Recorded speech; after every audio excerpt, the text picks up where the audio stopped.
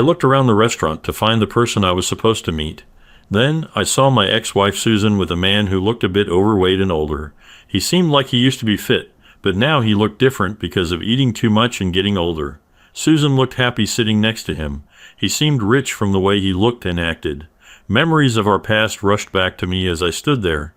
Even though it had been 3 years since we got divorced, the feelings were still strong. I ended up watching them from a distance instead of being with them. Later, things got worse for me when I went to Albany for a meeting with a client. I planned to stay overnight to avoid a long drive back, but my plans changed when the client called just an hour into the trip to say there was a small accident with the car, although he was okay. Apologizing for the late cancellation, he expressed his regret, to which I assured him it was no inconvenience, suggesting we reschedule. Nevertheless, I felt unprepared for the extra 2 hours of driving ahead. Promising to do my best, I planned to return home for a surprise romantic dinner with my beloved wife. 90 minutes later, I finally turned onto my street. The first thing that caught my eye was the presence of 3 unfamiliar cars parked in the driveway. Knowing my wife often invited her friends over when I was away, I didn't think much of it. I parked on the street and entered the house, assuming everything was normal. However, the sight of 4 sets of clothes strewn across the living room floor immediately signaled that something was amiss. As I stood there, a gut-wrenching realization hit me. My wife's passionate cry wasn't a call for help. It was a familiar plea for more intense lovemaking. My heart sank as I grasped the truth. My wife was engaged in a carnal encounter with someone else.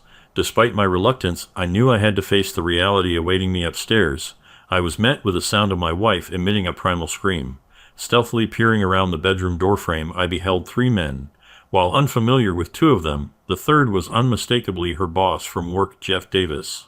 To my shock, they had my wife engaged in carnal acts. My disdain for Jeff deepened as he showered her with praise, acknowledging her assistance with his business clients. It made me feel sick to realize that this person was using my wife for his own benefit at work. All 3 of them treated her like she was just there for their pleasure, saying mean things and acting like they were in charge. Seeing her behave so differently from the woman I knew when we were married for 10 years, I couldn't help but agree with Jeff's mean words about her. I quietly left and went downstairs to my office without anyone noticing. I grabbed my digital video camera, which still had some battery left. I put an old cassette inside and set it up to record, not to make a scandal, but to have proof for legal reasons. I placed the camera by the bedroom door and recorded my wife and the others involved. I could only handle about 10 minutes of it before my feelings overwhelmed me. Some people might find such a scene exciting, but for me, it only made me sad and feel deeply betrayed. Feeling very low, I went downstairs to gather my thoughts. In my office, I took my weapon from the safe and made sure it was ready just in case. I wasn't usually violent, but I felt the need to protect myself if things got worse. I went into the living room and took the car keys and wallets from the pants on the floor. Then I let the air out of all the tires of the cars parked outside, including Sue's car. Back inside, I smiled wickedly as I came up with a plan, thinking it would work if Sue had her phone with her. I got my camera ready, hid behind the stairs, and called her. After a few tries, she answered, and I could tell from the quiet in the background that she had told the others to stay quiet. Sue asked, "Hey Bobby, how's Albany?" I could hear the men laughing softly in the room. I pretended to be worried and asked if she was okay because she sounded out of breath. "Yes, had to hurry upstairs for my phone call," she replied swiftly, composing herself. "My client canceled, so I'll be home shortly." "Interested in dinner?" I asked calmly, though internally I felt more agitated than ever. "Heading home now?" she asked anxiously. "Sounds good. Just need to get ready, babe." "See you," she hurriedly replied before ending the call abruptly, leaving me with a knowing smile, aware of what was about to unfold in just a minute. As anticipated, 4 completely undressed individuals began descending the stairs into the living room. The men got dressed quickly, and Sue hurried to tidy herself too. They all left in a hurry, and Sue put on her shoes and jacket, hoping they would leave before she did. If she hadn't been so excited, she might have seen my car parked on the street. The men started shouting at her all at once, so Sue went onto the porch to listen. Just then, I closed and locked the front door behind her. My wife saw my face as I shut the door, and she tried to talk to me through the side window with a pleading voice, but it was too late for talking. The other men came back to my porch, banging on the front door, wanting their things. When I realized what they were up to, I called emergency services, reporting an attempted break-in. The dispatcher informed me a neighbor had already called. Providing my name and address, I awaited police assistance, which arrived promptly just 2 minutes later. After the police interrogated my wife, I approached the two officers at the scene and informed them that my wife had been maltreated by the men present, demanding their arrest. This caused immediate reactions from the men, who began shouting that they were invited, and she consented, denying any maltreatment allegations. Everyone, including myself, turned to Sue, waiting for her response. She avoided eye contact and admitted in a subdued voice filled with shame that she had invited the men into the house, engaged in closeness activity with them, and wasn't maltreated. She acted of her own volition. The men seemed relieved to avoid maltreatment charges. Shortly after, 2 more police cars arrived, and they recorded everyone's names for their report. The senior officer then addressed me, suggesting that since my wife invited these men, and they were all over 18 years old, there was little legal recourse. He recommended counseling or similar assistance, delivering the remark with disdainful glare towards my wife. I instructed the police to call a taxi and informed them that Mrs. Thomas would not be allowed back into the house. That evening, one of the men called a taxi after discovering their flat tires. They also attempted to accuse me of stealing their belongings, but I refuted their claims to the police. Turning, I walked back to the porch, where Sue remained with them until the taxi arrived. I stood on the porch, my eyes flashing with anger. Despite my fury, my wife bravely approached me, unaware of my rage and the firearm on my person. She may have fled, had she known. She attempted to speak, but I swiftly interrupted. "You've shattered my heart, and I'll never forgive you. Jeff called you a strumpet, and honestly, I think it's fitting. Henceforth, I'll refer to you as such and won't use your real name again. If you ever need to communicate with me, do so through Tad." With those final words, I retreated into the house, locking the door behind me, leaving her standing there. She hurried back to the group in tears, and Jeff moved to console her. She rebuffed his embrace, which oddly brought me some solace. However, my fleeting satisfaction soon waned. Upon returning to my bedroom, the scent of lovemaking pervaded the air, further incensing me. I got really mad and started searching through the whole room, making a big mess. I grabbed the mattress and threw it out onto the front lawn. Then I went to the garage and got my toolbox. I took apart the bed and threw its pieces outside with the mattress. Back in the bedroom, I picked up Sue's phone from the floor and looked at her contacts and messages. As I expected, I found some really gross emails, photos, and videos of her with other men. Looking at the pictures, I could see she knew these guys. I laughed bitterly, realizing I used to be really nice to her, but things had changed. I took all the boxes from our bedroom downstairs and put their stuff in piles on the front lawn. Then I started getting rid of her things from the guest room, but when I tried to move the last drawer of the dresser outside, it wouldn't budge easily. Fueled by anger, I forcefully yanked it, hearing a telltale crack. With a bit of force, the drawer finally opened, revealing the source of the obstruction. 7 or 8 DVDs hidden beneath. I accidentally cracked one of the plastic cases, but fortunately the drive remained intact. My heart sank once more as I examined the discs. I didn't think I could feel any worse, yet I did. Descending the stairs, I scrutinized the titles on the discs, which only intensified my distress. Arriving in the living room, I arranged everything on shelves for closer inspection. The first disc depicted Sue with her close friend Sarah at Sarah's residence. Sue often assisted at Sarah's gatherings in Avon, typically held on Tuesdays and Thursdays. It looked like they were being close with different people at her house. As I watched the videos for hours, I started to cry, only stopping when I saw the last 2 discs. The first one showed Sue with her tennis instructor, someone I paid for her lessons. She went to these lessons every Saturday and came back too tired for intimacy later, which I now understood. The second disc showed Sue being close with people at her workplace, especially in the boardroom with Jeff, her boss, and Jeff's boss, Bill Evans. Bill was important in the community and often talked about in newspapers for his charity work. Now I saw that this extended to my wife's private life. I got a big envelope and carefully put her phone, the discs, and a tape I had made inside. I wanted to give the whole envelope to my lawyer and friend Ted Worth, who I trusted a lot. He was one of only 2 individuals in whom I truly confided. Nothing else mattered at that moment. Glancing at Sue's computer on the desk, I powered it up and began duplicating every file, email, photo, and video onto external drives. It took approximately an hour to complete the process, after which I settled down to sift through my wife's digital archives. Among the videos were scenes reminiscent of those found on the CDs I had discovered. Additionally, I stumbled upon explicit images typically associated with adult websites. Delving further, I uncovered a trove of emails spanning about 6 months. Despite her attempts to conceal them under misleading file names, I unearthed correspondence between her, Jeff, and several other men, as well as exchanges with Sarah. Just last week I had dismissed them until one nearly devastated me. The thought of using my weapon crossed my mind, but I realized she wasn't worth it. I had to be tough. The email that really got to me was one from Sue to Sarah. Sarah was asking why Sue hadn't left me to be single again and wanted to know what Sue's dream husband would be like. Here's what Sue said. Sarah, I'm not interested in him anymore. Bobby is faithful, but not very smart. I'm worried he'll find out about my secret life soon. He's not completely clueless, but love makes him blind. Lately, he's been gaining weight, and his big belly is not attractive to me. Compared to other men, he's not as good.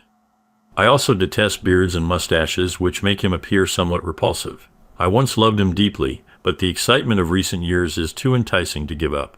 His lawyer best friend could pose problems if he gets involved. Jeff and Bill at work hint at promotions and perks with suggestive undertones. I laugh. I also desire a house and a car. If I play my cards right, I could also secure alimony each month. Additionally, I'm anticipating our Tuesday party, pending recovery from my tennis injury. Tony is impressive. Ensure I receive last Thursday's video. It was my first time with so many men simultaneously. As for my dream man, he must be affluent, loyal, compliant, and not too bright. He must cater to my every whim and still ask which one. I chuckle. I'm indifferent about the bedroom as long as there's money involved. I laugh. I can fulfill my needs elsewhere. Sometimes it feels too easy. Damn, Bobby's home now. Gotta go. I kept reading the letter over and over again. Its words made me feel sick, and the past few years hurt me deeply. Did she really think these things about me? Was I so blinded by love that she cheated on me for over 2 years? I went to bed and ended up falling asleep on the sofa. The next morning, I felt restless from not sleeping well, so I called in sick to work. I called my good friend and lawyer, Ted Worth, for help. Mary, Ted's secretary, answered the phone. I've known her almost as long as I've known Ted. I urgently requested a meeting, but she informed me he'd be tied up in court all day. Mary informed Ted that I need to meet him in his office in an hour. If he starts bothering you with nonsense, bring up Tammy Brown's name. That'll grab his attention. See you in an hour, I said before ending the call promptly. I began getting dressed when my phone rang. Reluctant to speak with Sue, I checked the caller ID. It was an unknown number, so I answered, suspecting it might be Ted returning my call. Hello, Mr. Thomas. This is Bill Evans from Susan's office. If possible, I'd like to discuss the events from last evening at your house. Could we meet today in my office to clarify the situation for all involved? Unsure if he was aware of the video footage of him with my wife at his workplace. I knew he was concerned about retaining Jeff Davis' key clients. My wife and Jeff were valuable assets to him, and he likely didn't want to lose them. Additionally, he was surely worried about negative publicity for his company and himself personally. Mr. Evans, I have an important meeting this morning, but I'll call you back on this number before noon to arrange something for today. I assured him calmly. I conveyed it as though he was reasoning with me. He was in for a surprise. As I stepped out, I glimpsed what resembled a bizarre yard sale. The broken bed and Sue's clothes were still strewn about. An elderly neighbor waved, wearing a curious expression. I knew I'd become the talk of the neighborhood. As they say in the news, it was a suburb sensation. In the city center, I grabbed a bite to eat before heading straight to Ted's office. Mary brewed a cup of coffee for me, lots of cream, no sugar. We had a long history together. Holy crap, Bobby.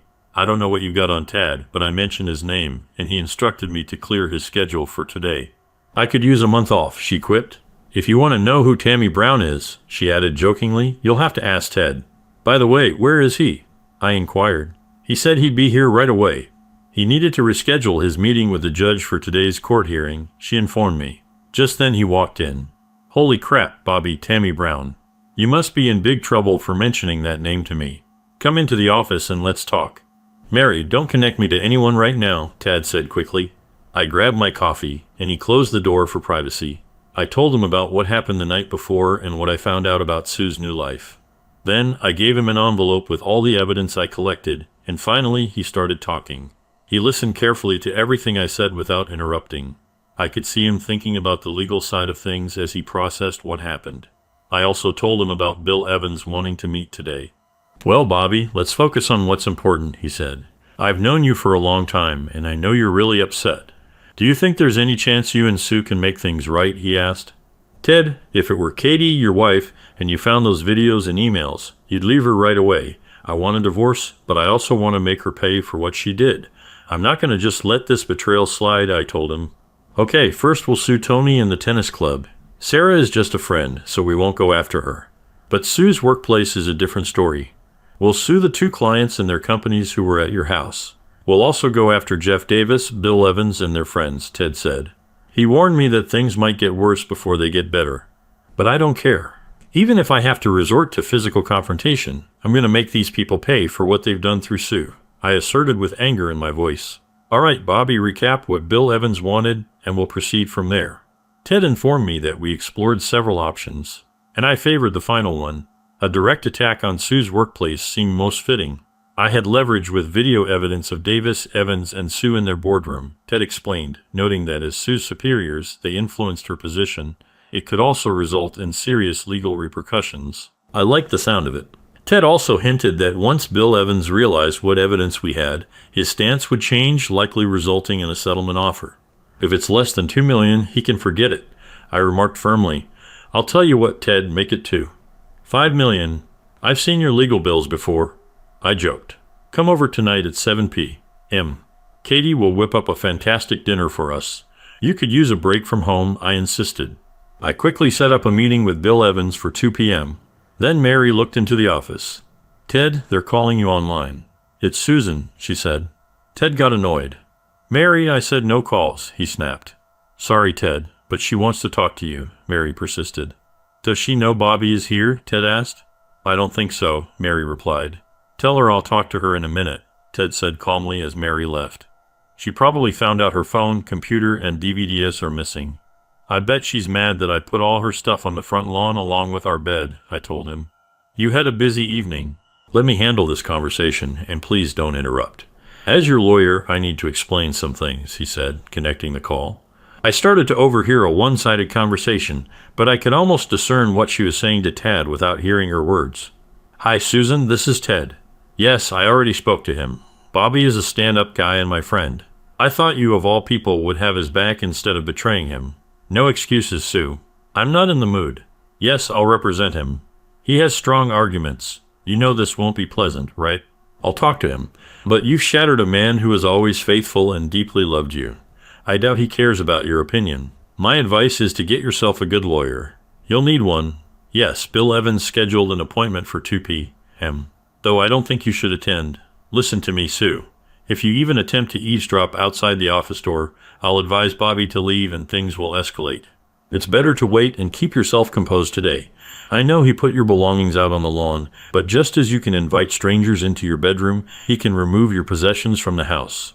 Frankly, I'm surprised he didn't resort to violence last night. Yes, he was armed, but for self-defense purposes. Remember, he believed you were in danger of assault. It's in the police report. I can't say for certain, but if it were my Katie, I'd likely be in custody right now. I think he acted out of anger given the circumstances. You'll need to speak to the co-owner of the house. Perhaps he left them on the lawn along with your clothes and someone took them. I've done all the paperwork for the house, and both of you have the same rights, Ted said.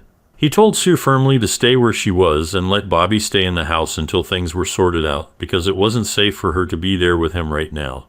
He warned Sue not to push it and said he felt like punching her in the nose. He told her to stay with Sarah and promised to keep in touch, asking her lawyer to call him once they got one. Ted said her tears wouldn't change his mind because he was not only Bobby's lawyer, but also his friend. He said her tears wouldn't make him change his mind, and that he could be very tough when he needed to be, which was one of those times. He said he was sorry she had to see a side of him that only his enemies see and warned her that she wouldn't like it. Ted told Sue to stay away from Bobby and stay in her office for now because he didn't want anything to do with her. Glancing up at me, Ted asked if I caught most of that conversation, his tone tinged with sadness. I confessed to my friend that I did catch most of it, expressing my wish to confront her face to face and express my true feelings. However, I admitted that I didn't think I could bear the pain of seeing her again, at least not yet. I have a couple of requests for you, Bobby, he said, his demeanor shifting instantly to one of positivity and optimism. First, hand me those tapes. Tad indicated for me to retrieve the videotapes from the envelope, those from the previous night, the ones featuring Tony at the tennis club, and the footage of Sue with Mr. Davis and Mr. Evans in her office. After handing him the tapes, he instructed me to invite Mary to join me for lunch. I gave him a puzzled look, to which he promptly responded in kind. I think it's best if I review them myself to spare you any further distress before our meeting at 2 p.m. Moreover, I don't believe watching this material would benefit you right now. I don't want you to be upset before our meeting with Bill Evans." I acknowledged his wisdom and thanked him before sharing the good news with Mary. She jokingly suggested I take her to an upscale restaurant if Ted was footing the bill. We both chuckled and left the premises. Mary proved to be an excellent dining companion, and for the next hour she helped me forget my troubles. Upon our return, we heard Ted cheering as we entered the office. He was in high spirits, doing a little victory dance at his desk. "These recordings are a game changer, Bobby. I can't believe it," he exclaimed. My expression turned bittersweet, and I think he finally grasped why. "Oh, Bobby, I'm truly sorry I didn't acknowledge the significance of these videos. I know Sue's actions have deeply hurt you. I was just excited about what I uncovered." He apologized sincerely. "Bobby, come over here. I need your eyes on something." Ted beckoned me, and I complied, positioning myself behind him to view his screen. "Did you watch the entire video Tony shot at the tennis club with Sue?" he inquired. "No, I only managed to skim through some of it last night. It was tough to stomach without feeling the urge to lash out or worse," I admitted honestly. "Well, brace yourself." Towards the end, just after Tony and Sue finish, they attract a small crowd in the men's locker room. Yes, the tennis club's locker room. I hate to say it, but she let the other men who were watching join in after Tony. "I'm not saying this to make you upset, but to show you this man," Ted said, pointing at the screen on his desk. The man in the video was older and had a towel around him. He had long gray hair and a big mustache. Ted asked if I knew who he was. He pressed play, and I saw the man drop the towel, showing off something any man would be proud of. The problem was, he went right to my wife and had sex with her. Then 5 more men came around, waiting for their turn, I said. "I don't know who this guy is, but I guess you do," I replied, trying to stay calm. "Bobby, this is something we can use for our meeting today at the tennis club," Ted said, excitedly explaining his plan. I smiled when I heard what he had in mind. Ted was not only my friend, but also a great lawyer. I was relieved to have him on my side this time.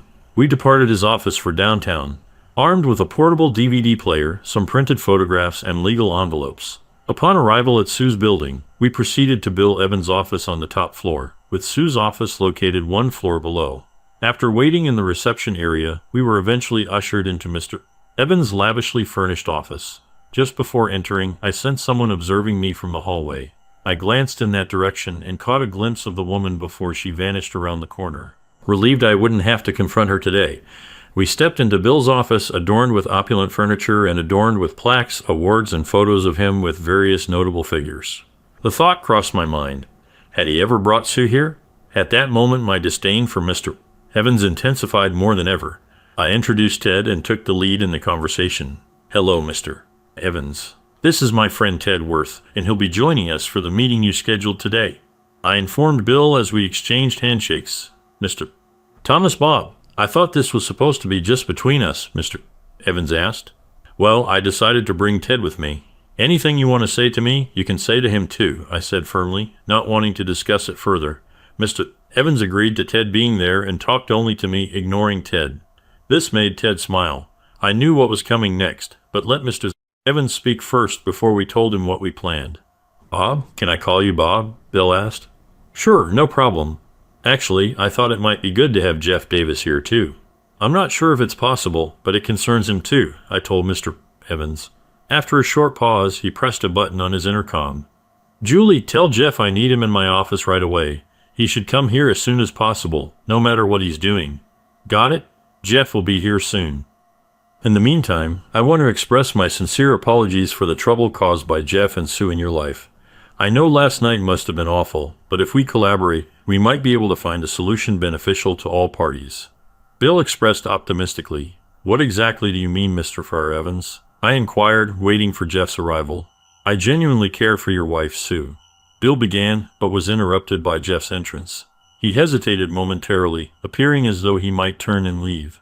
But Bill instructed him to take a seat. Reluctantly, Jeff complied, avoiding eye contact with me. "Bob, I wanted to convey that I have great affection for Sue." Almost like a daughter, he started to speak when Ted interjected. "Are you implying you have a penchant for incest, Mr. Evans?" Ted asked, catching him off guard. I chuckled to myself, understanding the intent behind Ted's remark. What are you suggesting? Do I have a fondness for incest? What on earth does that mean?" He replied angrily. "Let me show you something," Ted said, putting the DVD player on Bill's desk. They say a picture is worth 1,000 words. He gave the pictures to Jeff, not Bill. Jeff looked shocked and passed them to Bill slowly. The pictures showed Bill and Jeff with my wife, clearly showing who they were and what they were doing. I even thought Bill recognized his own table where he and Sue were together. "Jeff, did you really record this on video and give copies?" Bill asked, almost speechless. Jeff couldn't respond, looking completely shocked. "Mr. Evans, here's what's going to happen," Ted said, enjoying the moment. "And just to be clear, I'm Bobby's lawyer and friend. Here's what we expect and how we want you to deal with it. First, Sue keeps her job, no question about it. Bobby thinks she should still work here, and she seems to get along well with everyone," he said, looking at Bill and giving a little wink. "Second, Mr. Davis is no longer part of this. Sue stays, and he exits," Tad declared to Bill, gesturing towards the flabbergasted Jeff. "Thirdly, we expect you to present us with a monetary offer that respects our intelligence. We'll entertain your initial proposal and provide a yes or no response within 5 business days. We anticipate taking legal action within 2 months, possibly sooner if necessary." Before they could interject, Tad initiated the video playback, swiveling the screen for Bill's viewing. It depicted both men engaging in carnal acts with my wife repetitively in their boardroom. Jeff didn't need to watch, given his involvement in the video recording. Bill simply observed with his mouth agape. I could sense his mind working overtime, contemplating how to salvage his business, reputation, family life, and most importantly, finances. I knew action would be imminent. "Jeff, after these gentlemen depart today, we'll need to have a serious discussion about your future employment here. I'll consult with my legal counsel to negotiate a settlement that satisfies you to some extent. You both comprehend the potential repercussions for our business if this information were to surface prematurely," Bill mused aloud. "Don't fret, Mr. Evans. We'll maintain your confidentiality until we receive a serious proposal from you. I wouldn't rush to terminate Mr. Davis's employment just yet. He may possess additional copies of the video, providing him with leverage.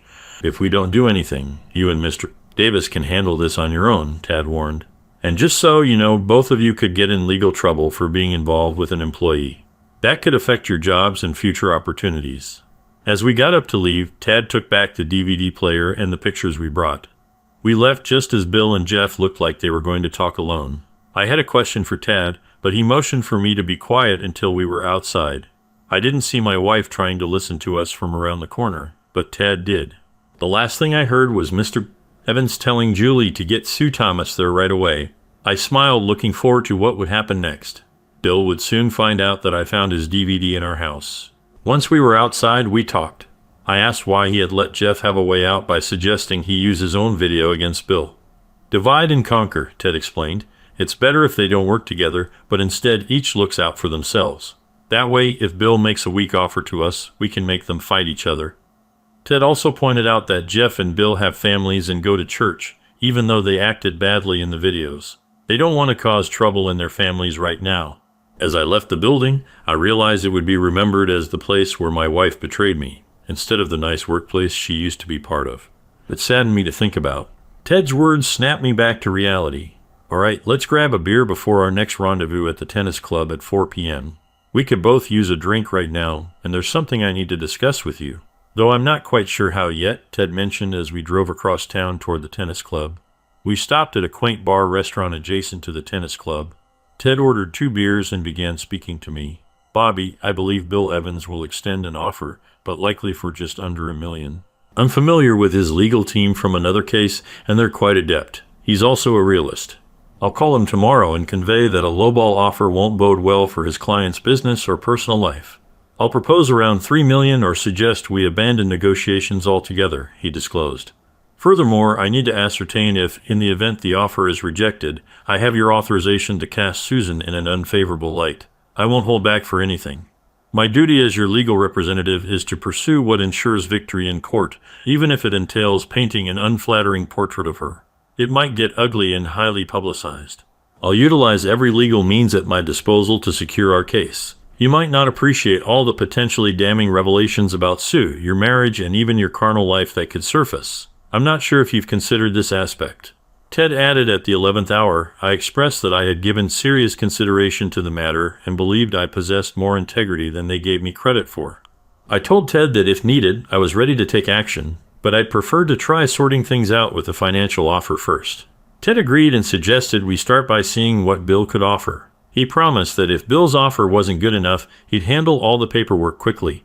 He also said he could use his connections in newspapers and local news stations to get footage or pictures, even if they had to blur out the explicit parts like they do on TV shows. Ted, you've always been there for me, and I trust your judgment, I said. I just wish this mess never happened. It's better to be clueless about a cheating wife than to be embarrassed in public. But you have my permission to do whatever needs to be done. After all, I didn't start this mess, but I want it to end soon, I added, feeling frustrated. Understood, Bobby. No problem. Now, let's discuss the material for our next meeting. This guy, Mr. Harry Rydell, is the owner of the Ace Tennis Club. This is the guy I pointed out in the video in my office. He's indicated that he'll likely adopt a laissez-faire attitude, asserting that adults will be adults and he won't intervene. Even Tony's tennis coach might be dismissed for appearance's sake, only to be rehired later. Tony's quite popular at the club, particularly among female members.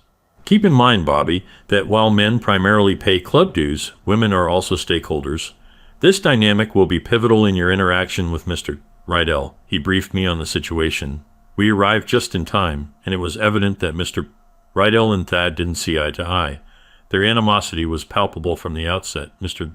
Rydell told Thad bluntly, signaling the meeting's conclusion. Mr. Rydell, this is Bob Thomas, he said, nodding in my direction, and his wife is a member of your club. It has come to our attention that Tony Simba, your tennis instructor, was having an affair with Mr. Thomas's wife. We want to know what you plan to do about this, Tad finished. He waited for Rydell to speak, but even I knew that he would take everything upon himself, and in a few words, send Thad to hell. Listen, what two consenting adults do behind closed doors in their own time is none of my business, Harry Rydell informed us. And as for you, Mr. Thomas, if you can't satisfy your wife in the bedroom, don't come crying to me and blaming me if she strays. There are plenty of unhappy spouses who frequent the Ace Tennis Club. Some keep returning for the personalized attention my staff provides them, if you catch my drift, Harry said, winking at me. I wanted to yell at him, but Ted stopped me and quietly told me to stay calm and let him handle it. You're assuming this happened without the club owner knowing or agreeing to it, Ted said firmly to Harry. He took out a DVD player and put it on Harry's desk. Ted pressed play and showed Harry the screen. Harry didn't seem happy about what he saw in the video. Before Harry could say anything, Thad spoke up. Harry, you and your colleague knew what was happening and took advantage of a member of your club, Thad said. Mrs. Susan Thomas, who is married and has her membership paid by Mr. Thomas, is now unhappy, he told the quiet Mr. Rydell. When this information surfaces, every dues-paying man will want to know if his wife is engaging in similar activities while he foots the bill. I'll have to subpoena everyone present in the locker room that day. Married men may not be pleased with you about this, Ted added, adopting an almost storytelling tone. Furthermore, there's the issue of reasonable expectation of privacy when filming in the locker room. Harry, once I'm through with you, your club won't retain its community reputation, and your bank account may suffer as well, Ted asserted for added persuasion. So here's what we're after. A substantial offer from you in prompt action. Doing so could spare you considerable inconvenience and financial loss, Ted concluded, as we observed Harry Rydell weighing his options. I can't argue with your reasoning. I'll contact you tomorrow with my offer. If I do what you're asking, you'll give me back all the tapes and keep everything private. I'll also fire Tony willingly.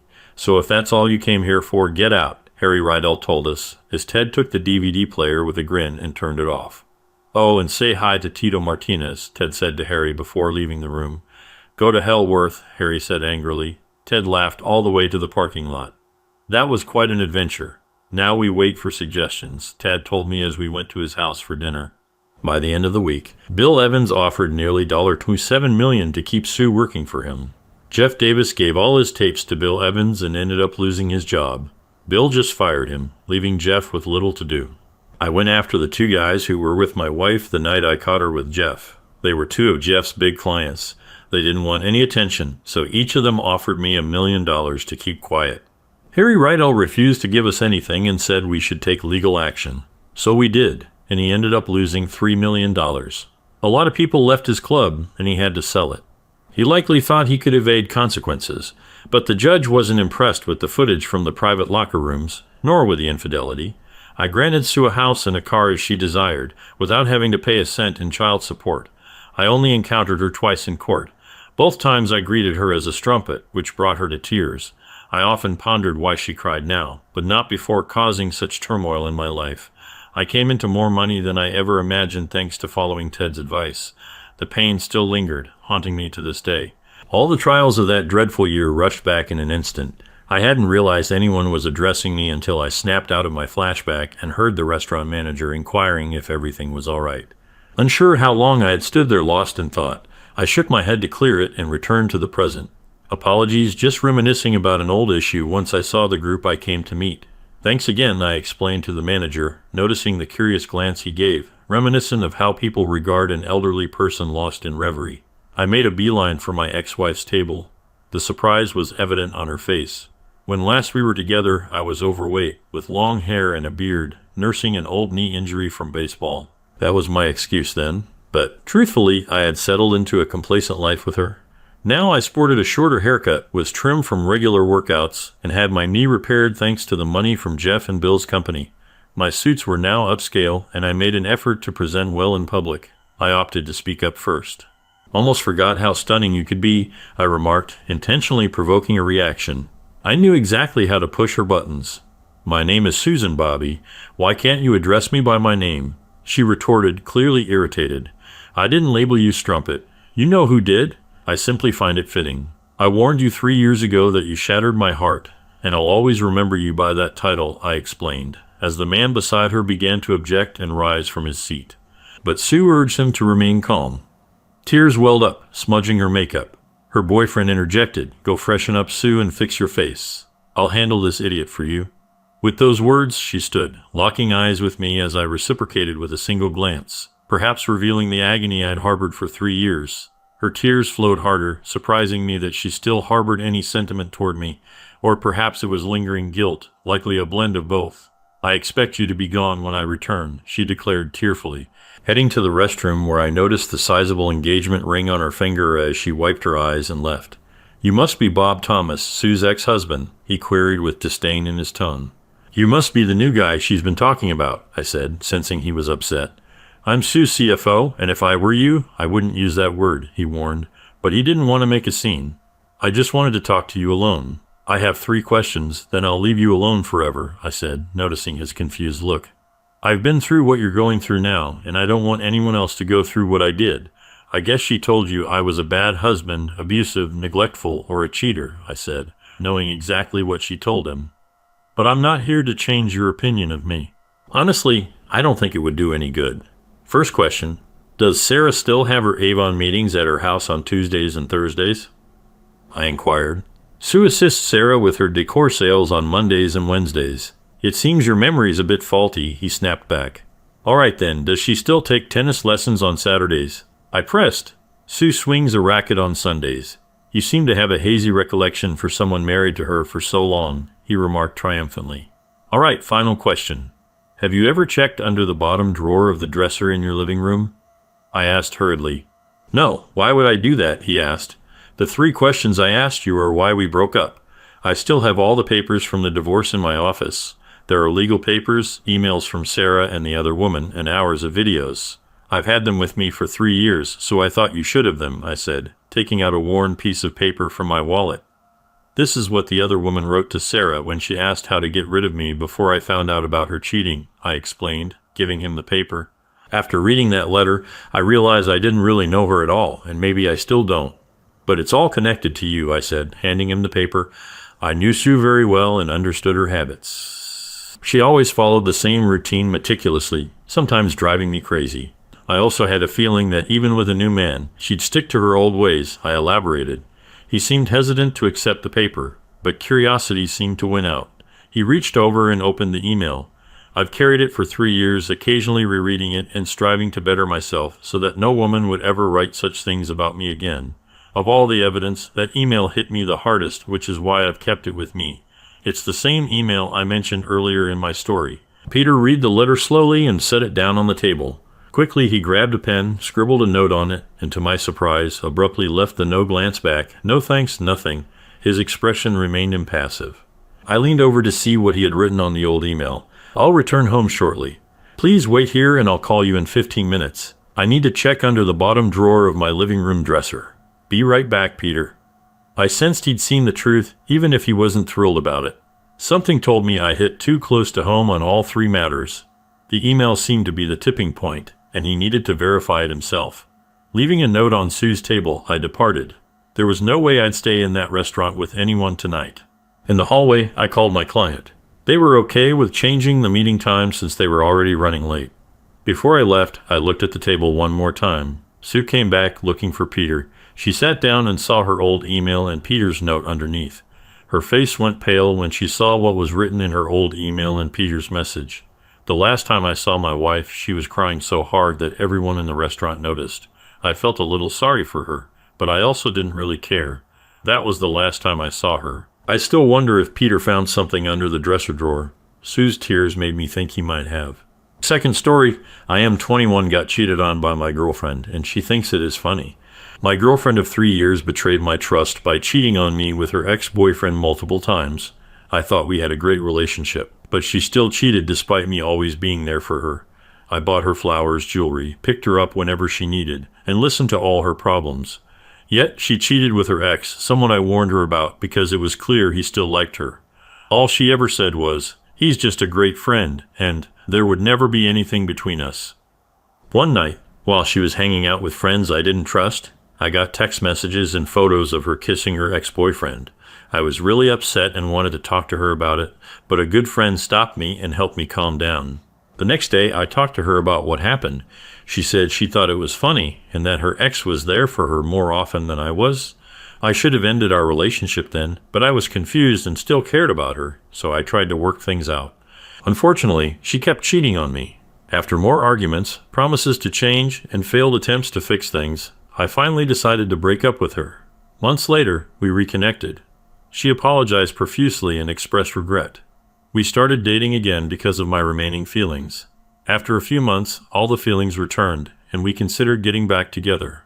However, she abruptly stopped all communication for 3 weeks. Finally, her message arrived. The classic, "We need to talk." She ended things again, claiming it wasn't my fault and all the stereotypical bullshit, only for me to find out 2 hours ago she already has a new boyfriend. I'm completely down and lost.